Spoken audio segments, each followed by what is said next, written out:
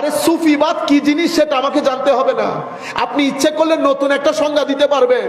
যেভাবে নতুন হাদিস বললে কেউ গ্রহণ করবে না, সেভাবে তাসাউফের ব্যাপারে নতুন কথা বললে কেউ গ্রহণ করবে না। সুফিবাদ কাকে বলে? আমরা যেটাকে তাসাউফ বলতেছি এটা নিরেট ব্যবসা।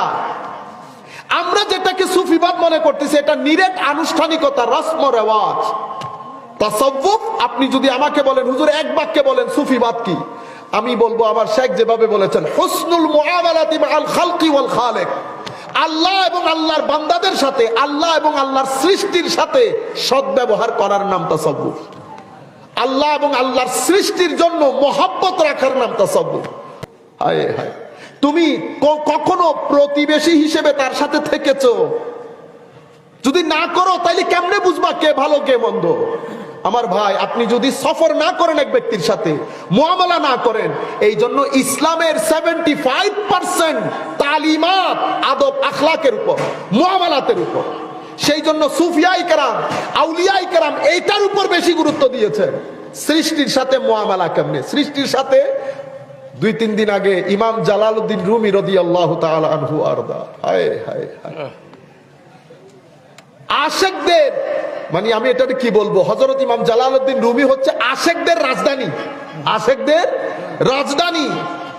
হুজুর জালালউদ্দিন রুমি বাসায় আসতেছে, তো উনি রাস্তার মধ্যে একটা কুকুর ঘুমানো, রাত হয়ে গেছে তো, হায় হায় আল্লাহর ওলিদের শান। হুজুর দাঁড়ায় আছে, আর যায় না। 1 মিনিট, 2 মিনিট, আধা ঘন্টা দাঁড়িয়ে আছে, পারি হচ্ছে না। অনেকক্ষণ পরে পিছন দিয়ে এক ব্যক্তি এসে চেষ্টা করতেছে কুকুরটাকে তুলে দেওয়ার জন্য। জালালউদ্দিন রুমি হাত ধরে ফেলছে, খবরদার বেটা। হুজুর কেন? ওর ঘুম ভাঙিয়ে দিল, ওর কষ্ট হবে। আপনারা বুঝতে পারতেছেন তাসাউফ কাকে বলে, সুফিবাদ কাকে বলে? আমরা যেটাকে তাসাউফ বলতেছি এটা নিরেট ব্যবসা। আমরা যেটাকে সুফিবাদ মনে করতেছি এটা নিরেট আনুষ্ঠানিকতা, রসম রেওয়াজ। তাসাউফ আপনি যদি আমাকে বলেন হুজুর এক বাক্যে বলেন সুফিবাদ কি, আমি বলবো আমার শেখ যেভাবে বলেছেন, হুসনুল মুআমালাতি মাআল খালকি ওয়াল খালিক। আল্লাহ এবং আল্লাহর বান্দাদের সাথে, আল্লাহ এবং আল্লাহর সৃষ্টির সাথে সদ্ব্যবহার করার নাম তাসাউফ। আল্লাহ এবং আল্লাহর সৃষ্টির জন্য মহব্বত রাখার নাম তাসাউফ। হযরতে জালালউদ্দিন রুমি পার হচ্ছে না, ধরে ফেলেছে কোনা, কুকুর ঘুমটা কমপ্লিট করুক, ঘুম কমপ্লিট করলে তারপরে যাবে। আপনারা বুঝতে পেরেছেন একটা কুকুরের ঘুমকে পর্যন্ত কি পরিমাণ গুরুত্ব দিয়েছেন আল্লাহর ওলিরা। কারণ হযরতে জালালউদ্দিন রুমি রাদিয়াল্লাহু তাআলা আনহু তখনও মাওলায়ে রুম হয় নাই, তখন জালালউদ্দিন বাহাউদ্দিনের ছেলে, তো বাহাউদ্দিন উনার বাবা হুজুর জালালউদ্দিন রুমি, আমি যদি ভুল না করি 604 হিজরিতে উনার জন্ম। কয় হিজরি? 604। হুজুর গৌসুল আজমের এন্তেকালেরও পরে, এন্তেকালের বেশ কিছুদিন পরে হযরতে জালালউদ্দিন রুমির জন্ম। ইমাম গাজালিরও পরে, ইমাম গাজালিরও পরে হুজুর জালালউদ্দিন রুমি রাদিয়াল্লাহু তাআলা আনহু। কারণ ওনার বাবা বাহাউদ্দিন জগৎ বিখ্যাত আল্লাহর ওলি এবং আলেম, জগৎ বিখ্যাত আল্লাহর ওলি এবং আলেম, যাদের দরবারের মধ্যে, যাদের সুবতে বসার জন্য মানুষ তো, সাধারণ মানুষ তো আসতোই আসতো।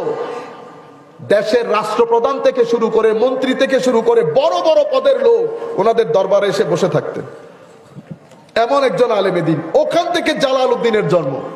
হুজুর আল্লামা জালালউদ্দিন ইমাম মস্ত বড় ফকিহ, হাদিস বিশারদ, এলমের কোনো শেষ নাই, এলমের কোনো শেষ নাই।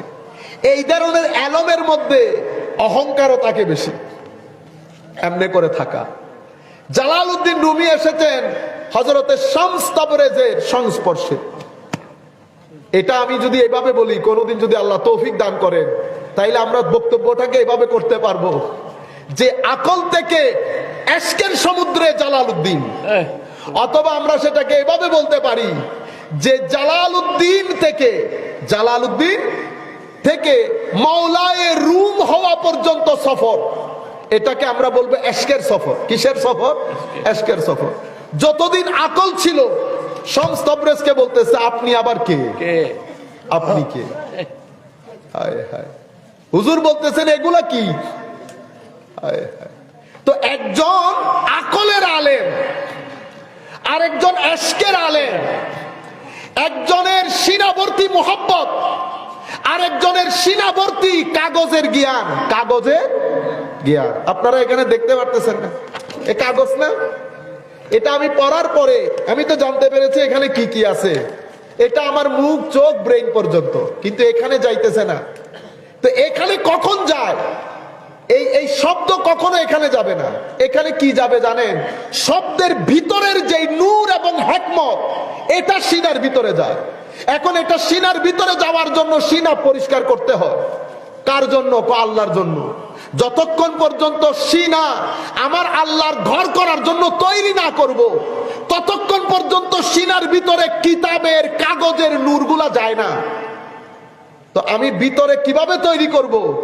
তিনটা জিনিস আপনাকে অবশ্যই করতে হবে, বরং এটা দুইটা জিনিস বলি। একটা তাসকিয়া, একটা তাসফিয়া। তাসকিয়া কি? তাসকিয়া হচ্ছে আপনার ভিতরের যে নফসের গ্রাম, সেই গ্রামের মধ্যে যতক্ষণ আপনি তওবার পানি দিয়ে সেই গ্রামকে না ধৌত করবেন, কোরআনের পানি যতক্ষণ না ঢালবেন, ইবাদতের পানি, আল্লাহর ওয়ালিদের সুহবতের পানি যতক্ষণ না ঢালবেন, ততক্ষণ পর্যন্ত এই গ্রাম পরিষ্কার হবে না। যদি পরিষ্কার না করেন, তাইলে আপনার যে চরিত্র, সেটার পরিশোধন হবে না। তো এটার পরিশোধন করলে চরিত্রের পরিশোধন হয়। চরিত্রের পরিশোধন বলতে হিংসুক বিনয়ী হয়ে যায়, অহংকারী বিনয়ী হয়, কঞ্জুস কৃপণ উদার হয়ে যায়। বুঝতে পেরেছেন? মানুষ সহনশীল হয়ে যায়। সবচেয়ে বড় যে জিনিস, অতিমাত্রায় ভদ্র হয়ে যায়। এটা সমস্ত সুফিয়ায়ে কেরামের, যত আল্লাহর সুফি দুনিয়াতে এসেছেন, প্রত্যেকের তালিমাতের মূল কেন্দ্রবিন্দু কি? ভদ্রতা। কিন্তু আমাদের দুঃখের কোনো সীমা পরিসীমা নাই। আমরা সুফিয়ায়ে কেরামের কথাগুলোকে কেরামত বলে শেষ করে দিয়েছি। হুজুর গৌসুল আজমের মাহফিল বছরের পর বছর করেছি, শুধু কেরামত বর্ণনা করেছি। হুজুর গৌসুল আজম যে কথা বলতে চেয়েছেন, সেটাকে জাতিকে জানাইতে পারি নাই। হুজুর গৌসুল আজম মুরিদ কাকে বলেছেন? হুজুর গৌসুল আজম তরিকতে কাদেরিয়ার উসুল কি বলেছেন? হুজুর গৌসুল আজম সুলুকের রাস্তা কাকে নাম দিয়েছেন? এই রাস্তার মধ্যে কি কি জিনিস ফরজ হিসেবে বর্ণনা করেছেন, এটা জাতির কাছে আমরা তুলে ধরতে পারি নাই। আমরা মাইজ ভান্ডারী তরিকারও আছি অনেকেই। উসুলে সাবা নামক যেই আজিম নিয়ামত আমাদেরকে দান করেছেন, সেই জিনিসটাকে আমরা শুনিও না, পড়িও না, পাত্য দেই না। উসুলে সাবা গৌসে মাইজ ভান্ডারী, এই উসুলে সাবার পূর্বে সমস্ত আউলিয়ায়ে কেরাম তাসাউফের উসুল বর্ণনা করতে গিয়ে ঘুরিয়ে ফিরিয়ে এগুলাই বলেছেন। জুনাইদ বুগদাদি বলেন, হযরত জুনাইদ বুগদাদিকে যখন জিজ্ঞেস করা হয়েছে, বিমা ওয়াসালতা ইলা হাযাল মাকাম, এই মাকামের মধ্যে আপনি কিভাবে পৌঁছালেন, উনিও 7টা জিনিস বর্ণনা দিয়েছেন, যে জিনিসগুলো এখানে এসেছে। ইমাম গাজালি বলেছেন এই 7টা জিনিস। কেউ 7টাকে 5টা করেছেন, কেউ 7টাকে 10টা করেছেন, ঘুরেই ফিরে এই 7টা জিনিসই বলেছেন। সমস্ত আল্লাহর ওলি, একেবারে বিশির আল হাফি থেকে ইমাম গাজালি পর্যন্ত, ইমাম গাজালি থেকে হুজুর গৌসুল আজম পর্যন্ত সবাই ঘুরে ফিরে একই কথা বলেছেন। কিন্তু আমরা কখনো এই জিনিসগুলা জাতিকে বলি নাই। আরে সুফিবাদ কি জিনিস সেটা আমাকে জানতে হবে না। আপনি ইচ্ছে করলে নতুন একটা সংজ্ঞা দিতে পারবেন। যেভাবে নতুন হাদিস বললে কেউ গ্রহণ করবে না, সেভাবে তাসাউফের ব্যাপারে নতুন কথা বললে কেউ গ্রহণ করবে না। হাদিসের মধ্যে যেমন হাদিসের নির্দিষ্ট বই আছে, তাসাউফের মধ্যেও তাসাউফের নির্দিষ্ট বই আছে। তাসাউফের লাইব্রেরিও তাসাউফের কিতাবে ভর্তি। ফেকার লাইব্রেরি ফেকার কিতাবে ভর্তি, হাদিসের লাইব্রেরি হাদিসের কিতাবে ভর্তি। কিভাবে আপনি মানুষ হিসেবে নিজেকে প্রতিষ্ঠা করবেন, কিভাবে আল্লাহর নৈকট্য লাভ করবেন, কিভাবে এশকের রাস্তা পাড়ি দেবেন, এটা আজীব রাস্তা। এই রাস্তার মধ্যে যারা বিন্দু পরিমাণ খুশবু পেয়েছে, তাদের জীবনে স্থিরতা চলে এসেছে, তাদের জীবনে স্থিরতা চলে এসেছে। আকল বড় আজীব জিনিস। আকল আপনাকে ভিতর থেকে শান্তি দেবে না। পকেটে টাকা ঢুকেছে, আকল আপনাকে ডিস্টার্ব করবে। কাউরে পাত্তা দিস না, কাউরে পাত্তা দিস না, তুই আসল, তুই হলি এরকম, তুমি তুমি তুমি। পকেটে সিনার ভিতরে আলম এসেছে, আকল আপনাকে গুতাবে, আগে যা আগে যা, চেয়ার ধরে ফেল। তুই কেন? আকল চাই আমাকে সবাই চিনুক, আকল চাই আমার জন্য সবাই দাঁড়িয়ে যাক, আকল চাই আমি আমার জন্য, আমি না হলে হইতো না। আকল আমি থেকে বের হইতে পারে না। আকল চাই আছে কোনো মায়ের ছেলে আমার সাথে বসে, আপনি আমি থেকে বের হতে পারতেছেন না। আমি হচ্ছে নফসের কারণে হয়। কিসের কারণে? নফসের কারণে। আমি শয়তানের রিপ্রেজেন্টেটিভ। কারণ যারা এশকের সমুদ্রে ডুব দিয়েছে, তারা বলে নাই আমি। আল্লাহ যখন বলছেন আদমকে সিজদা করো, উসজুদু লি আদম, আদমকে সিজদা করো, তখন আকল আলা কি বলছে জানেন? আমি সিজদা করতাম? আমি তো সিজদা করব না। কেন সিজদা করবি না? কারণ আমি উত্তম। আকল মানে শয়তান আমির ভিতরে রয়ে গেছে। আর ফেরেশতারা যারা, তারা বলছে লা ইলমা লানা ইল্লা মা আল্লামতানা, মাওলা সিজদা করতে বলেছে, হযরত আদমের কদমে সিজদা করেছে। এটা এশক। এটা কি? এশক। কিন্তু আকল আপনাকে আমির মধ্যে রেখে দিবে। আমি আমার চেয়ে কোনো কিছু আর উত্তম নাই। আকল সোসাইটিকে ডিস্টার্ব করে। আমি আকল বলতে আবার জ্ঞানের যে মার্কাজ, যেটা অর্জন করার জন্য, জ্ঞান অর্জন করার জন্য যে জিনিস লাগে সেটাকে আমি আবার, আপনারা ভুল বুঝবেন না, আমি এখানে আকল মানি নফস। বুঝতে পেরেছেন? আপনি আমিত্ব থেকে বের হইতে পারতেছেন, অহংকার। আপনারা বুঝতে পেরেছেন? এই অহংকার মানুষকে ডিস্টার্ব করে। এলমের ময়দানে যখন অহংকার ঢুকে, জাতির মধ্যে ফিতনা সৃষ্টি হয়, ডিভিশন হয়। তারা এক দলকে 10 দলে বিভক্ত করে আমির কারণে। কিন্তু আমি যখন সরে এশক ঢুকে যায়, এশক মানুষকে একেবারে নরম করে ফেলে। এশক নিজেকে লুকাতে চায়, আকল নিজেকে প্রকাশ করতে চায়। আমার আগে যা, চেয়ার ধরে ফেল, এটা মূল চেয়ার তোমার। কিন্তু এশক পিছনে বসে, এশক আড়াল করে রাখে, এশক নিজেকে গোপন করে, এশক নিজেকে লুকিয়ে রাখে, এশক ফানা হয়ে যেতে চায়। এশক শুধু মহব্বত বুঝে। নফস এবং আকল দুইটা একসাথে বসলে, কেন, কি কারণে, কিভাবে, কেন, এই কেন থেকে বের হইতে পারে না। এশকের মধ্যে কেন টেন নাই, বস। আমার নবীর সাহাবায়ে কেরাম এই রাস্তা দিয়ে হাঁটে নাই, এই রাস্তা দিয়ে হাঁটছে। যদি আকল নফস এগুলা চিন্তা করতো, সাহাবায়ে কেরাম কখনো আমার নবীর চুল মুবারক, আকল বলতেছে চুল, এশক বলতেছে খবরদার চুল বলবি না, চুল মুবারক বল। ঠিক আছে? আকল বলছে এটা চুল, এগুলোর সাথে আমাদেরও চুল আছে। এশক বলতেছে খবরদার এটা বলিস না, এটা মাহবুবের চুল মুবারক। আকল বলতেছে এটা থুতু, এটা হারাম, এটা নেওয়া যায় না। এশক বলতেছে থুতু, বাট মাহবুবের থুতু মুবারক। আকল বলতেছে দূরে থাকো, এশক বলতেছে এটা নিয়ে মুখে আর বুকে লাগাও। দুইটা হয়ে গেল না? আকল বলতেছে নোক, এশক বলতেছে নোক মুবারক। আকল বলতেছে এটা তো এরকম নোক আমারও আছে, এশক বলতেছে খবরদার এটা আমার মাহবুবের নোক, এটা অন্য নোকের মতো নয়, এটা নোক মুবারক। আকল বলতেছে এটা একটা শরীরের ঘাম, এশক বলতেছে খবরদার ঘাম বলিস না, এটা ঘাম মুবারক, এটা আমার নবীর ঘাম। এশক বলতেছে, আকল বলে দূরে থাক, এশক বলে শিশির ভিতরে ভরে রাখ। আকল বলে টাচ করিস না, এশক বলে শরীরের মধ্যে আতর হিসেবে ব্যবহার কর। তো সাহাবায়ে কেরাম কোন রাস্তায় হেঁটেছেন, আকল না এশকের রাস্তায়? আজীব বিষয় না? এভাবে আমার নবীর সাহাবায়ে কেরামের আদব আপনি যদি দেখেন, এই যে এশকের রাস্তায় সাহাবায়ে কেরাম হেঁটেছে, এটাকে সুন্নিয়ত বলে। এটাকে কি বলে? সুন্নিয়ত। এই রাস্তায় হচ্ছে সুলুক এবং তাসাব্বুফ। আমাদেরকে আউলিয়ায়ে কেরাম এই এশকের রাস্তা শিখায়। হযরতে জালালউদ্দিন, জালালিয়তের কারণে মানুষ আশেপাশে আসতে পারতেন না। এলমের জালালিয়ত, রব দবদবা। এই জালালউদ্দিন যখন এশকের সমুদ্র তথা শামস তাবরেজের সমুদ্রের মধ্যে 6 মাস ডুব দিয়েছিলেন। কয় মাস? 6 মাস। 6 মাস বের হন নাই। হুজুর শামস তাবরেজের সুহবতের মধ্যে ছিলেন 6টা মাস। এই 6 মাসে জালালউদ্দিন হয়ে গেছে মাওলায়ে রুম। মাওলায়ে রুম। আকল, অহংকার, নফস সব খতম হয়ে গেছে। জিজ্ঞেস করে হুজুর ফকর কি? চুপ। হুজুর ফকর কি? চুপ। হুজুর ফকর কাকে বলে? ফকর, ফকর আমাদের দেশে ফকির বলেন না আপনারা? আমাদের দেশে ফকির মানে যারা ভিক্ষা করে। সুলুকের সুফিয়ায়ে কেরাম ফকির কাদেরকে বলে? দরবেশদেরকে। ফকির মানি যারা আল্লাহ বাদে কারো দিকে না তাকায়, না হাত পাতে, তাদেরকে ফকির বলে। মুহতাজ যারা, শুধু আল্লাহ বাদে সৃষ্টির দিকে তারা তাকায়ও না, তাদেরকে ফকির বলে। এখন হুজুরকে জিজ্ঞেস করেছে হুজুর ফকির কি? যেই জালালউদ্দিন প্রশ্ন করার আগে উত্তর দিতেন, যখন এলমের সমুদ্র আর সেই জালালউদ্দিন যখন এশকের সমুদ্রে ডুব দিয়েছে তখন জবান বন্ধ। ওনার উস্তাদও ছিলেন শেখ কুনবী রাদিয়াল্লাহু তাআলা আনহু।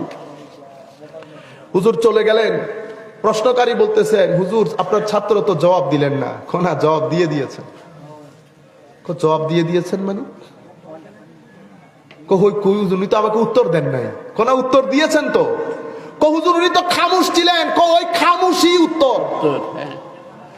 হুজুর খামোশি উত্তর? তুমি জিজ্ঞেস করেছো ফকর কি? চুপ থেকেছে। তিনবার জিজ্ঞেস করার পরেও তোমাকে বলে নাই। সে তোমাকে বলতে চাচ্ছে ফকর মানি হচ্ছে অনেক জেনেও চুপ করে থাকা, মানি জ্ঞানের মহাসমুদ্র হয়েও বলা আমি কিছুই জানি না। অথবা উনি বলতে চাচ্ছেন যে ফকর কি, খবরদার আমাকে জিজ্ঞেস করবি না, আদব কর, যেখানে আমার উস্তাদ আছে সেখানে আমি কথা বলতে পারবো না। আপনারা বুঝতে পেরেছেন? এমনিতে একই জিনিস হুজ্জাতুল ইসলাম ইমাম গাজালি রাদিয়াল্লাহু তাআলা আনহুর জীবনেও ঘটেছে।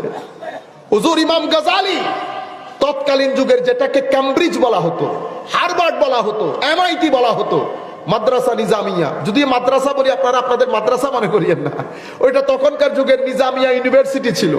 সেই ইউনিভার্সিটির চ্যান্সেলর হিসেবে হুজুর ইমাম গাজালি বসেছেন অনেক কম বয়সের মধ্যে, 30 থেকে 35 বছর বয়সে হয়ে গেছেন চ্যান্সেলর।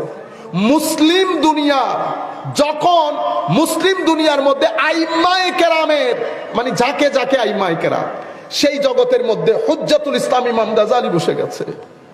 আকল বসে গেছে চেয়ারে, কিন্তু আকল যখন রাতে নামাজ পড়তে যায় আকল অন্ধকার।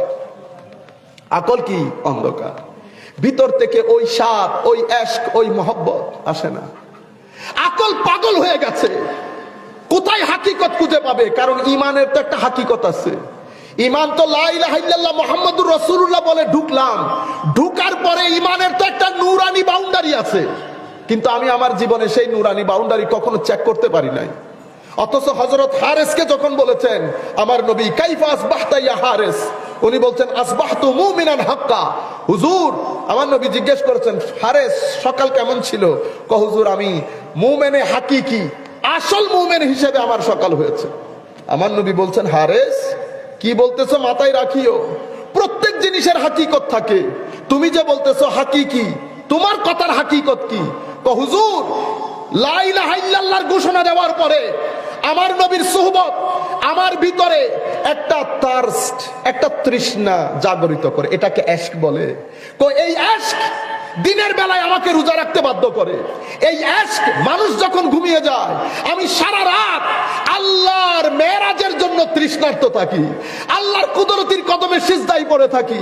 হুজুর কিছুদিন যেতে না যেতে অবস্থা এমন হয়েছে আমি রাস্তায় হাঁটি, আমার কান জান্নাতীদের আওয়াজ শুনতে পায়, আমার কান আরশের কলমের আওয়াজ শুনতে পাই। হুজুর আমার নবী বলেছেন হারেস তুমি হাকিকত পেয়ে গেছো, তুমি আরেফ বিল্লাহ হয়ে গেছো। 3 বার বলার পর আমার নবী বলেছেন এটা ইস্তেকামতের সাথে, অবিচলতার সাথে এটা ধরে রেখো, এটা এশকের জায়গা। এই এশকের জায়গার মধ্যে মুশাহাদা আছে। কি আছে? মুশাহাদা। মুশাহাদা মানে হায় হায় হায়, একটা তো জাহেরি দুনিয়া, একটা বাতেনি দুনিয়া।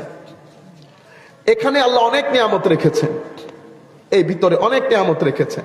এটা একটা শক্তি, এটা অসীম শক্তি। এটা যখন জাগরিত হয় তো মানুষ 1 সেকেন্ডের মধ্যে মিলিয়ন মাইল চলে যায়। মানুষ বসে থাকে এখানে, খবর নেই কাতারে, খবর নেই কাতারে। আমরা শুনতে পেয়েছি হযরত জিয়াউল হক শাহ রহমতুল্লাহি আলাইহি উনি নাকি সীতাকুণ্ড দিয়ে একবার আসতেছিলেন, সাথে মানুষও ছিল। কেউ একজন ওনাকে 50,000 টাকার একটা বান্ডেল দিয়েছেন। 50,000 টাকাটা উনি বলে আসার সময় জঙ্গল একটাতে ফেলাই দিচ্ছে। উনি তো চলে আসছেন, তো ওনার সাথে থাকা এক ব্যক্তি নাকি ওই 50,000 টাকা ফেলাই দিছে। তো তখনকার যুগের 50,000 মানে আজকের যুগের আপনি স্বর্ণের হিসাবে গেলে বুঝতে পারবেন, স্বর্ণের হিসাবে গেলে বুঝতে পারবেন। হায়, একজনকে বলে দেখতেছেন না, তো জিজ্ঞেস করেছেন এই ব্যক্তি কই? হুজুর একটু বাইরে গেছে। বাইরে যায় না, সে টাকা খুঁজতে গেছে। সে কি খুঁজতে গেছে? টাকা খুঁজতে গেছে। টাকা খুঁজা লাভ নাই, এটা আমি যার জন্য ফেলছি ও উঠাই নিয়ে গেছে। আমি যার জন্য ফেলছি উঠাই নিয়ে গেছে। পরে খবর নিয়ে দেখা গেছে ওই এলাকার একজন গরিব ব্যক্তির মেয়ের বিয়ে, তার বিয়েতে টাকা দরকার। সেই ব্যক্তি ওই রাস্তা দিয়ে গরু নিয়ে যাবে, টাকাটা পেয়ে গেছে। টাকাটা আমি জাস্ট আপনাকে একটা এক্সাম্পল দিলাম, এটা আলাদা একটা দুনিয়া, এটা আলাদা একটা দুনিয়া। আমাদের জন্য এই কারণে আল্লাহ জ্ঞানও দুই ভাগ করেছেন, একটা ব্রেইনের জ্ঞান, একটা কলবের জ্ঞান। ব্রেইনের জ্ঞানের জন্য উস্তাদ দরকার, বই দরকার, ছাত্র দরকার, পরিবেশ দরকার। কলবের জ্ঞানের জন্য এগুলো সব দরকার, শুধু বই ছাড়া। কি ছাড়া? বই ছাড়া। এখানে কেন বই লাগে না? এই জ্ঞান বইয়ের না, এই জ্ঞান সিনা টু সিনা, সিনা টু সিনা। এটা একটা নূর, এটা একটা নূর। আমি এখানে বসেছি, আপনি এখানে লাইট লাগিয়ে দিয়েছেন, ঠিক না? আমার শরীর থেকে ঘাম বের হচ্ছে, আমার শরীর থেকে ঘাম বের হচ্ছে। লাইটের আলো যখন পড়ছে শরীর থেকে ঘাম বের হচ্ছে, তাইলে বোঝা যাচ্ছে আমার শরীরের ভিতরে পানি আছে, পানি আছে। যতক্ষণ লাইটের আলোতে আসি নাই পানি বের হয় নাই। পানি বের হওয়া না হওয়া মানে পানি না থাকা না, আছে। লাইট পাই নাই বিদায় পানি বের হয় নাই। তো আমি যখন লাইটের দৃষ্টিতে যাব পানি বের হয়, পানি বের হয়। এটাকে ঘাম বলে, এটাকে নূর বলে। আপনারা বুঝতে পেরেছেন? কলব থেকে যেটা বের হয় এটাকে নূর বলে, শরীর থেকে যেটা বের হয় এটাকে ঘাম বলে। আপনারা জিনিসটা বুঝতে পারতেছেন? এই এলম, এটা যখন ব্রেইনেরটা তো ব্রেইন পাইলেন, এটা যখন এটা তিন ধরনের হয়। এটাকে আমরা প্রথমে কাশফ বলি। কি বলি? কাশফ। এরপর এটাকে আমরা এলহাম বলি, এটাকে আমরা এলমে লদুন্নি বলি, এলমে লদুন্নি। তো মুসা আলাইহিস ইসলামকে আল্লাহ ইচ্ছে করলে এটা সাথে সাথে দিতে পারতেন, কিন্তু আমার আল্লাহ বুঝাতে চেয়েছেন যে এলমে লদুন্নি এটা এমনি নিয়ে যায় না, এটা আরেকজনের সুহবতে থাকতে হয় যার ভিতরে এলমে লদুন্নি আছে, যার ভিতরে এলমে লদুন্নি আছে। আপনারা বুঝতে, সেই কারণে সুহবতের দরকার হয়। সুহবতের কারণে সাহাবী, সুহবতের কারণে সাহাবী। সুহবত এক আজীব জিনিস, আপনি 100 বছরের রাস্তা মিনিটের মধ্যে অতিক্রম করতে পারবেন। হুজুর গৌসুল আজম আব্দুল কাদের জিলানী রাদিয়াল্লাহু তাআলা আনহু, ওনার সুহবতে ডাকাত দল আসছে, দেখছেন না? ডাকাত দল। আমার গৌসুল আজম 18 বছরের যুবক, ডাকাত দল ডাকাতি করতেছে। একজন দূর থেকে বলতেছে আছে কিছু। সে কাছে গেল না কেন? সে কাছে যায় নাই কেন? কারণ আপনি চিন্তা করে দেখেন তো, হুজুর গৌসুল আজমের চেহারা কত দারুণ ছিল, কত নূর, সাদা কাপড়, সামান্য সামান্য দাড়ি, 18 বছর। তো হুজুর গৌসুল আজম দেখতে একটা জান্নাতি ফুলের মতো লাগতেছিল না? এ বয়েও তো সাথে যায় নাই, সেও তো বুঝে আল্লাহর ওলিকে। সে দূরে উস্তাদের কাছে গেছে, উস্তাদের কাছে গিয়ে একই ঘটনাগুলা বলছে। হয়তো সে বলতেছে যে হুজুর, ছেলে একটা দেখলাম আজি গোলাপের মতো জ্বলতেছে, আল্লাহর বলি হবে হয়তো। জিজ্ঞেস করলাম হুজুর, সে বলতেছে তার কাছে টাকা আছে। আমি তো সাহস করি না হুজুর তার পাশে যাওয়া, আসেন না একটু দেখেন না। তো সবাই মিলে আসছে, যেই হুজুর গৌসুল আজমের দিকে তাকাইছে, হুজুর গৌসুল আজমও দৃষ্টি দিছে। সিনার ফ্রিকোয়েন্সির মধ্যে যখন আসা শুরু হয়েছে, ওই দাগ বারোই না, ওয়াইফাই দাগ 1 2 3, এক দাগ যখন এখানে উঠছে তখন সিনার মধ্যে তরঙ্গ শুরু হয়ে যায় না? এই তরঙ্গকে বলে ইমানের অক্সিজেন। ইমানের, আপনারা সমুদ্রের মধ্যে ঢেউ দেখেন না? কখনো বুঝেছেন সমুদ্রের মধ্যে ঢেউ কেন? সমুদ্রের মধ্যে ঢেউ না হলে সমুদ্রের মাছ অক্সিজেন পাইতো? আপনারা যখন মাছ চাষ করেন, মাছ চাষের মধ্যে আপনারা ওই পানি ডালতে থাকেন না, একটা ঢেউ তৈরি করেন না কেন? কৌজন মাছে অক্সিজেন না পাইলে মরে যাবি। তো মাছে অক্সিজেন না পাইলে মরে যাবি, তো মাছের অক্সিজেন অনেকটা দিতে লাগে, কিন্তু সমুদ্রের অক্সিজেনই বনে দিলেন না। সমুদ্রের অক্সিজেন কে দিছে? আল্লাহ। তরঙ্গটা আল্লাহ সৃষ্টি করছে। ওই তরঙ্গ যদি না হইতো সমুদ্রের মাছ তো অক্সিজেনই পাইতো না। এখানে আপনি খাদ্য দিচ্ছেন, সকাল বিকাল খাদ্য দিচ্ছেন না? আমরা কখনো চিন্তা করে দেখেছি খালের মাছ সমুদ্রের মাছকে খাদ্য কে দেয়? আপনি দিছিলেন না। আমার আল্লাহ নিজাম তৈরি করেছে, আমার আল্লাহ নিজাম তৈরি করেছে। প্রত্যেক জিনিসের অক্সিজেন দরকার হয়, ইমানেরও অক্সিজেন দরকার হয়। ইমানের অক্সিজেন হচ্ছে সুহবত। ইমানের অক্সিজেন কি? সুহবত। অক্সিজেন ছাড়া যেমন মানুষ হার্ট অ্যাটাক করে, ইমানের কি হয়? হার্ট অ্যাটাক হয়ে যায়। ইমানের হার্ট অ্যাটাক যখন হয় মানুষ নাড়াচাড়া করে না। আমার আল্লাহ এই হার্ট অ্যাটাক ওয়ালা ইমানকে মুর্দা বলেছে। আওয়ামান কানা মাইতান ফাআহইয়াইনাহু ওয়া জাআলনা লাহু নূরা। তুমি মুর্দা ছিলা, তোমাকে আমি জিন্দেগি দিয়েছি। আমার আল্লাহ বলছেন ইয়া আইয়ুহাল্লাযীনা আমানু ইস্তাজিবু লিল্লাহি ওয়া লির-রাসূল ইযা দাআকুম লিমা ইউহয়িকুম। হে মুমিনরা, আল্লাহ আল্লাহ রাসূল যখন ডাক দেবে, ইস্তাজিবু, আল্লাহ আল্লাহ রাসূলের ডাকে তোমরা সাড়া দাও। সাড়া দিলে লিমা ইউহয়িকুম, তোমাদের ঈমানের মধ্যে জিন্দেগির সঞ্চার হবে। ওমা, আল্লাহ জিন্দেগি, আমি তো এখন জীবিত না, জীবিত না হইলে আমি আহ্বানে সাড়া দিব কেমনে? যার জীবিত ছাড়া আহ্বানে সাড়া দেওয়া যায় না। কিন্তু আমার আল্লাহ বলছে আল্লাহ আল্লাহ রাসূলের আহ্বানে সাড়া দিলে ইউহয়িকুম, তোমার ঈমানের মধ্যে জিন্দেগি নসিব হবে।